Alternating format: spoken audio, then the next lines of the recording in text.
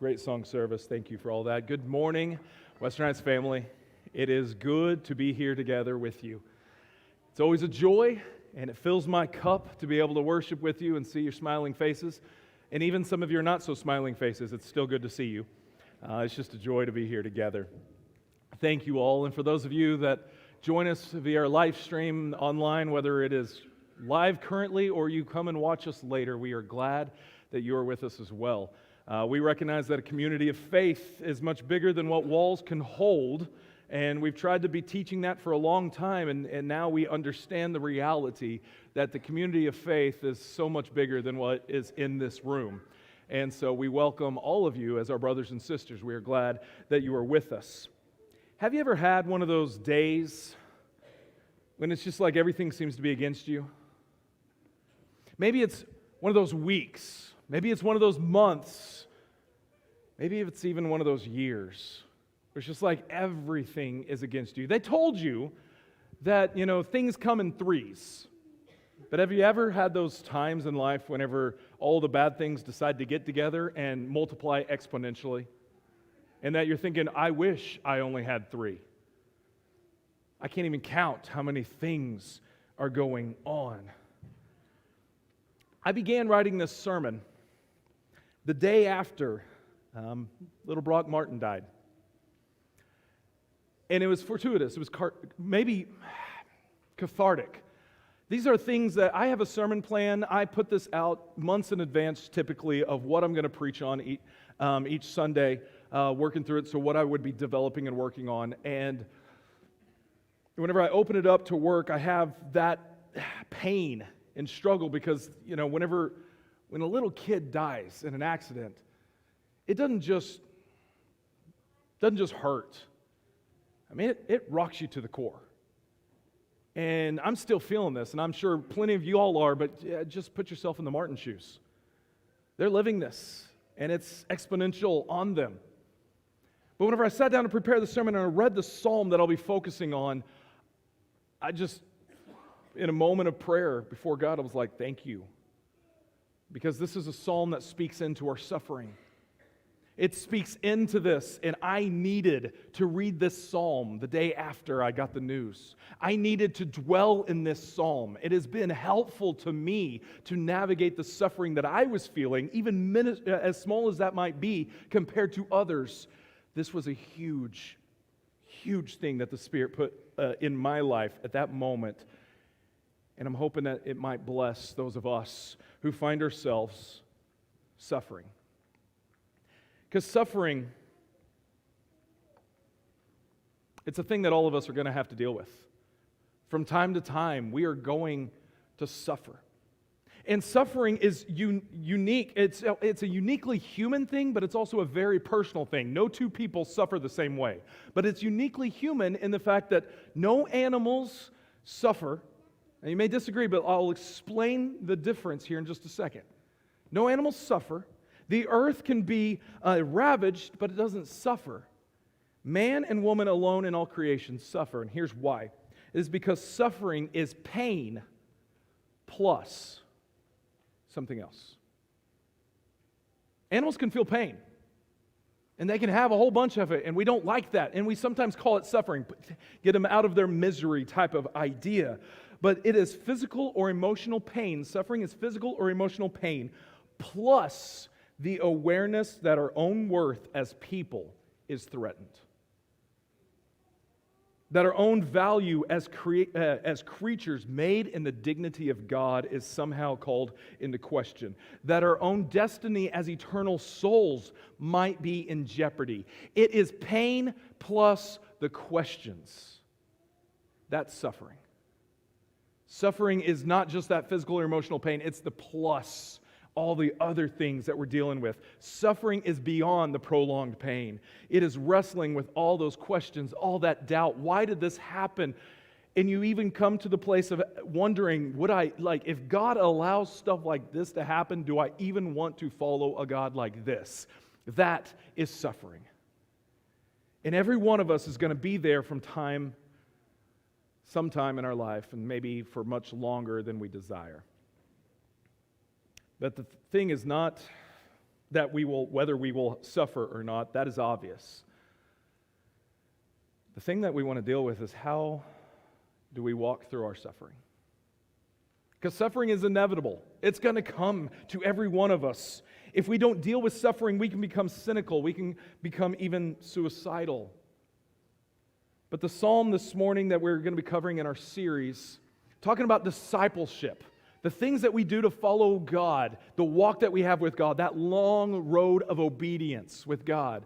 When we come to times of suffering, this psalm doesn't just grapple the idea of suffering, but it gives us a roadmap to sing our way through suffering. Now that may sound silly to some of you, but that's what the Psalms are about, is putting to voice some of the things on our heart, to giving music to some of the things that we're dealing with.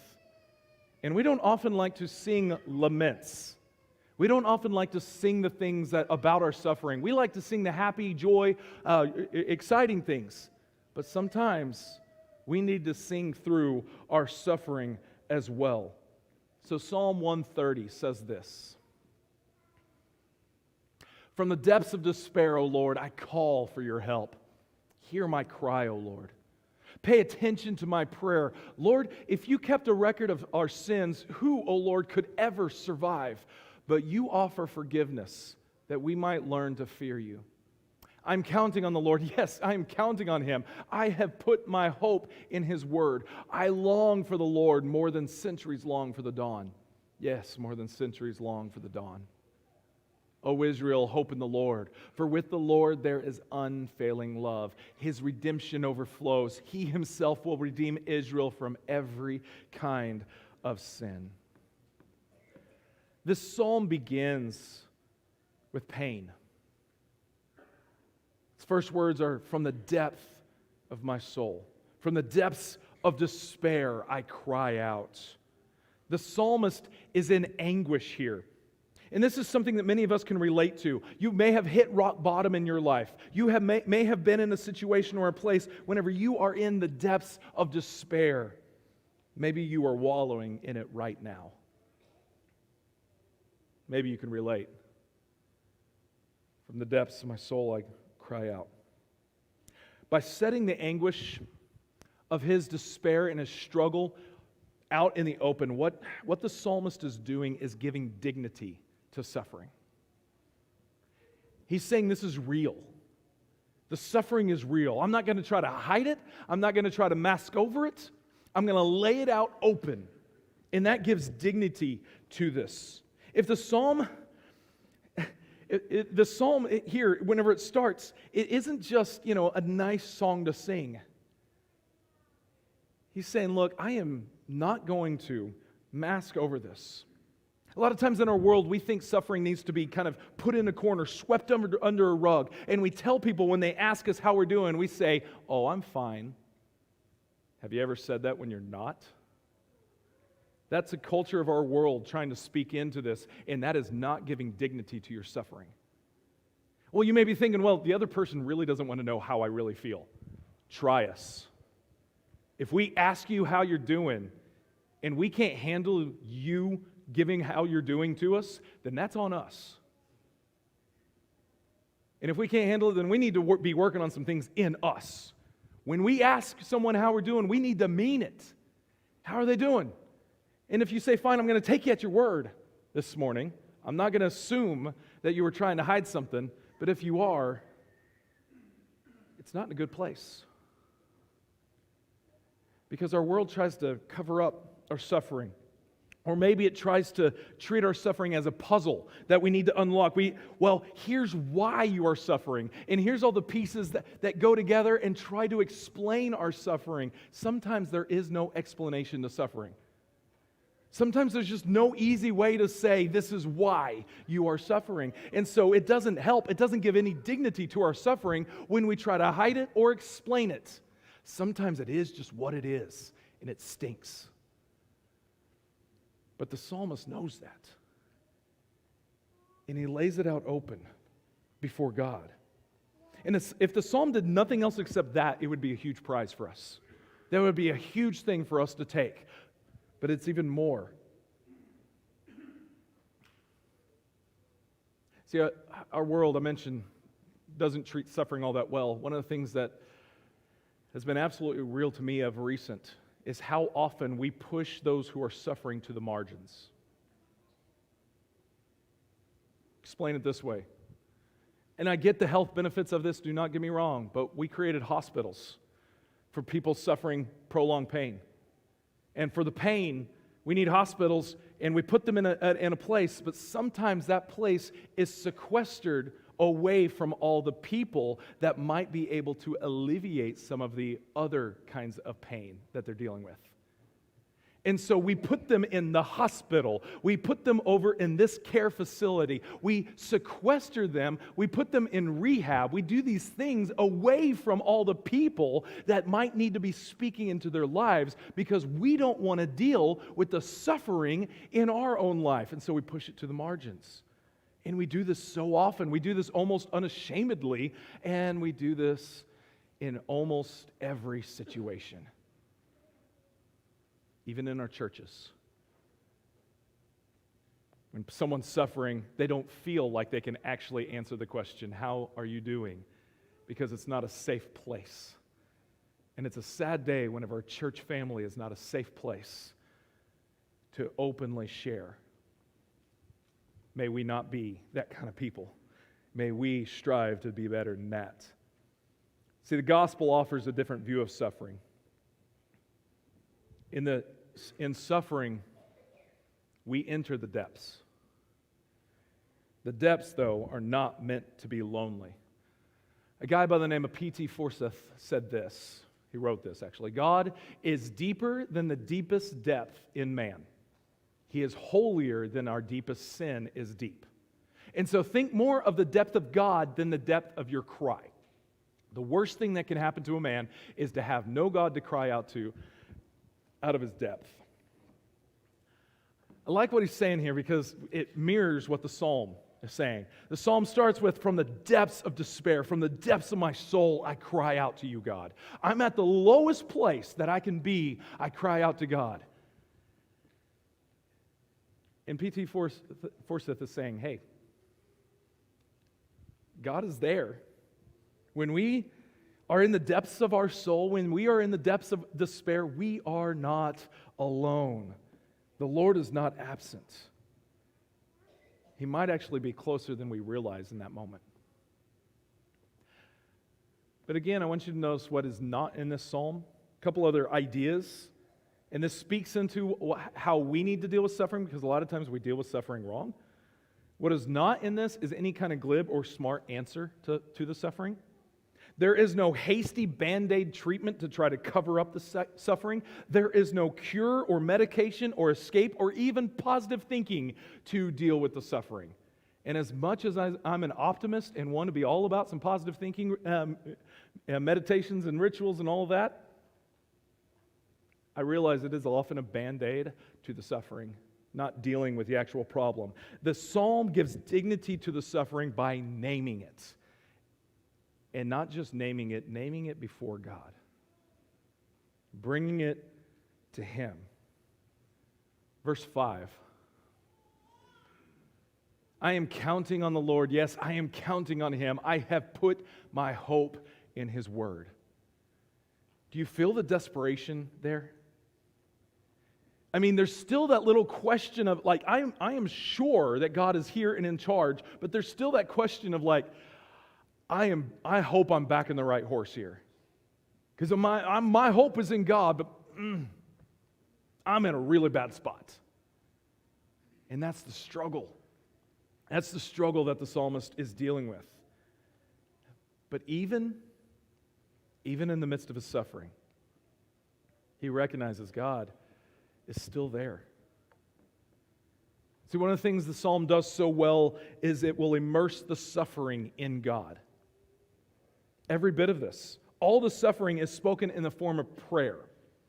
This psalm is a prayer to God.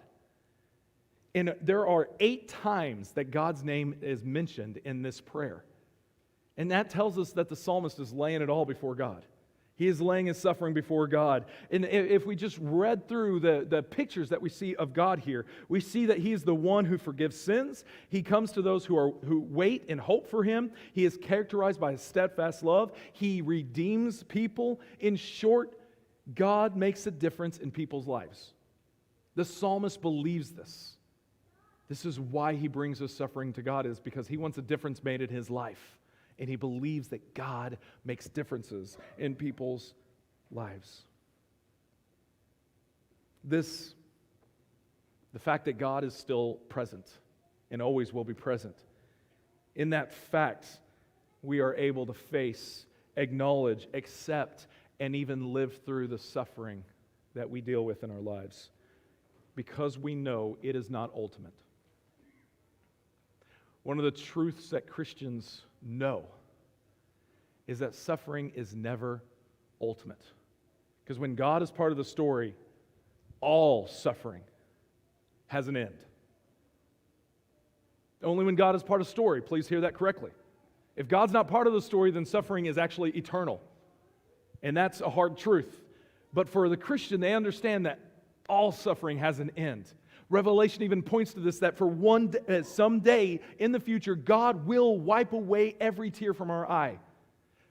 There'll be no more pain, no more sorrow. I'm going to insert one, no more suffering, because I think that's what it's talking about.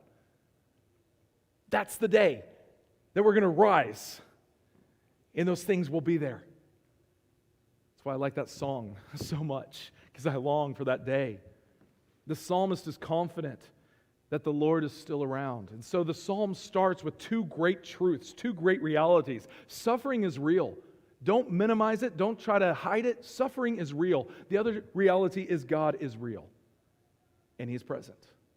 Even in the suffering. These are not opposed ideas. These are together. But then the psalm proceeds to give advice in how we should deal with our suffering.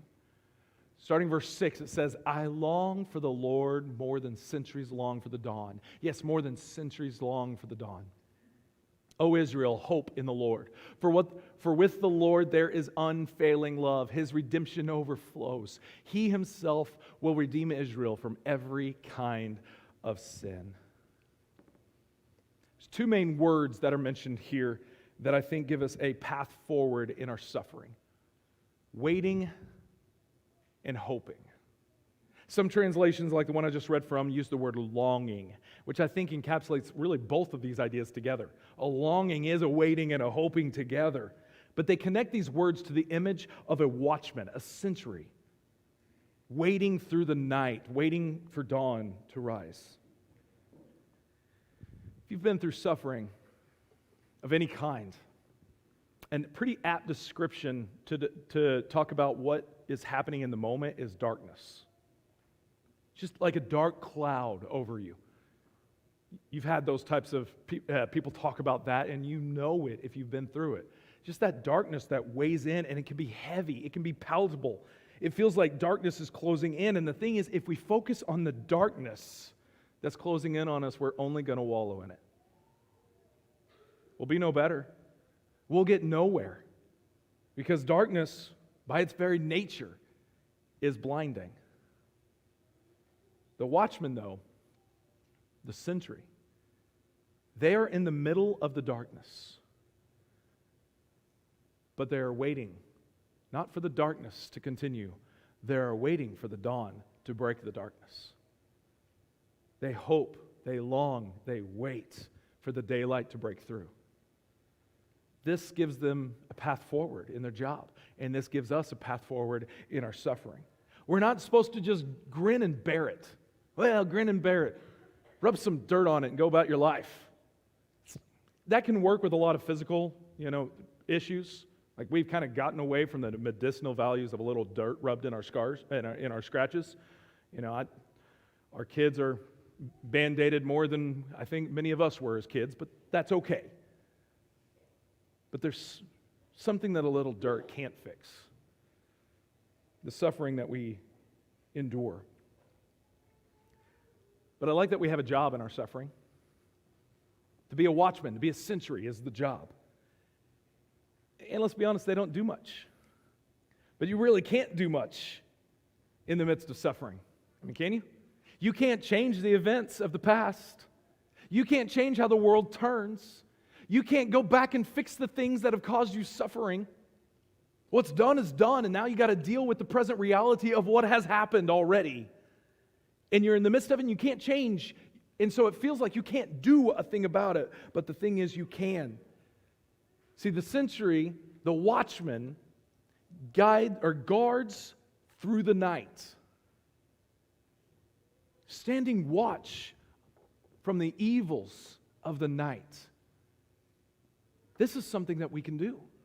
In the midst of our suffering, we can be on guard for what the night is wanting to do to us. Because if we let the darkness seep into our souls, we are going to be horribly distraught people. So much so that this is at the place where people even consider not just depression, but they dip into suicide when we let the darkness in. But as a watchman, we recognize we're in the middle of the darkness, but we know the darkness has a time to end. And so we fend against the evils of the night in order to make it to the next dawn. I love this picture of the watchman who is waiting and hoping for the dawn to break through. Because in waiting and hoping, we're not just sitting around hoping this passes by soon.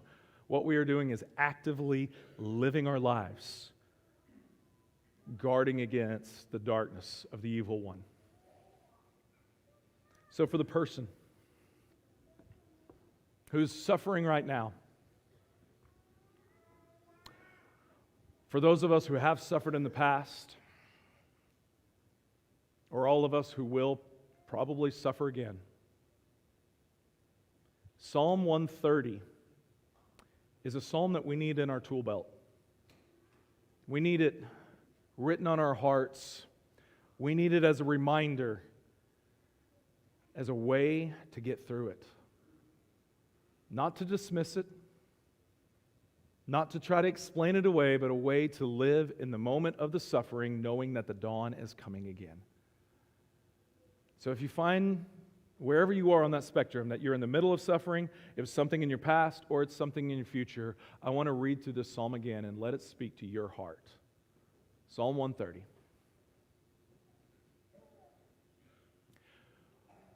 From the depths of despair, O Lord, I call for your help. Hear my cry, O Lord. Pay attention to my prayer. Lord, if you kept a record of sins, who, O Lord, could ever survive?